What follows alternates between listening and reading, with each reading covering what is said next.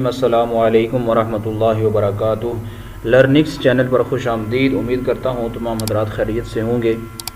آج ہم پڑھیں گے علم کے 5 درجات۔ وہ کون کون سے ہیں؟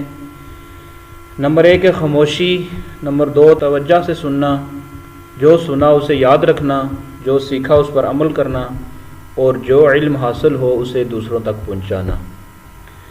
سب سے پہلے تو علم کے 5 درجات جو انہوں نے بیان کیے ہیں۔ تو علم کچھ بھی ہو سکتا ہے، کوئی بھی فن، کوئی بھی علم، کسی بھی حوالے سے کتاب کا علم ہو سکتا ہے، کسی کام کے سیکھنے کا علم۔ علم کے 5 درجات میں سے سب سے پہلے نمبر پہ آتا ہے خاموشی۔ یعنی جب بھی کوئی آپ نے فن سیکھنا ہے، کوئی علم سیکھنا ہے، تو سب سے پہلے آپ کو خاموش ہونا پڑے گا۔ جب کوئی بندہ بتا رہا ہوگا تو آپ کو خاموشی سے بیٹھنا پڑے گا، خاموشی سے سننا پڑے گا۔ تو سب سے پہلے نمبر پہ آپ نے خاموشی اختیار کرنی ہے۔ خاموش رہنے کے بغیر آپ علم نہیں سیکھ سکتے۔ ظاہر سی بات ہے، جب آپ خاموش نہیں ہوں گے تو آپ نے سننا بھی کوئی نہیں ہے، اور جب آپ سنیں گے نہیں تو آپ کو یاد بھی کیسے ہوگا؟ جب یاد بھی نہیں ہوگا تو پھر اس کا کوئی فائدہ نہیں ہوگا۔ تو سب سے پہلے نمبر پہ ہے خاموشی۔ دوسرے نمبر پہ توجہ سے سننا۔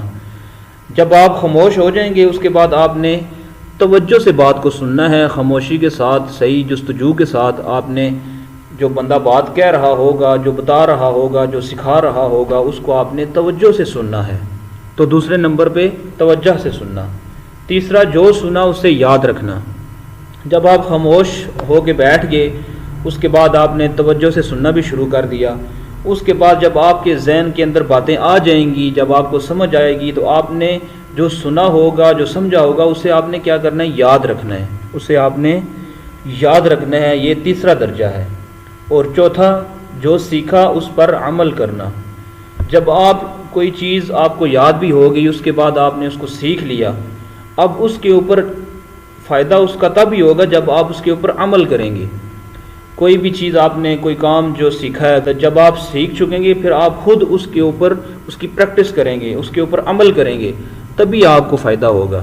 اسی طرح آپ نے اگر وضو کے فرائض سیکھ لیے ہیں تو وضو کے فرائض سیکھنے کے بعد جس طرح آپ نے سیکھے تھے اسی طرح پھر آپ وضو کرتے ہوئے ان باتوں کی اپلائی کریں گے، تو پھر آپ کو جو ہے نا فائدہ ہوگا۔ تو یہ چوتھا درجہ تھا۔ اور پانچواں، جو علم حاصل ہو اسے دوسروں تک پہنچانا۔ جب آپ کے پاس علم آ چکا ہے، آپ نے خاموشی بھی اختیار کی، توجہ سے بات کو سن بھی لیا، اور جو سنا تھا پھر اس کو یاد بھی کر لیا، پھر آپ نے جو یاد کیا تھا پھر اس کے اوپر عمل بھی کیا، اور پھر آخری درجہ یہی ہے کہ جب آپ ان ساری باتوں کے اوپر آپ جو ہے نا کامیاب ہو چکے ہیں، اس کے بعد آپ نے آگے لوگوں کو، آگے عوام الناس کو آپ نے ان باتوں کا بتانا ہے، اس علم کو آگے آپ نے شیئر کرنا ہے۔ یہ علم سیکھنے کے بعد اپنے پاس ہی نہیں رکھ لینا، بلکہ آگے لوگوں کو بتانا ہے تاکہ لوگوں کو بھی اس چیز کا فائدہ ہو سکے۔ تو یہ علم کے 5 درجات ہیں جو آپ نے سیکھے ہیں، تو ان کے اوپر بھی عمل کرنے کی ہمیں ہمت اور توفیق عطا فرمائے۔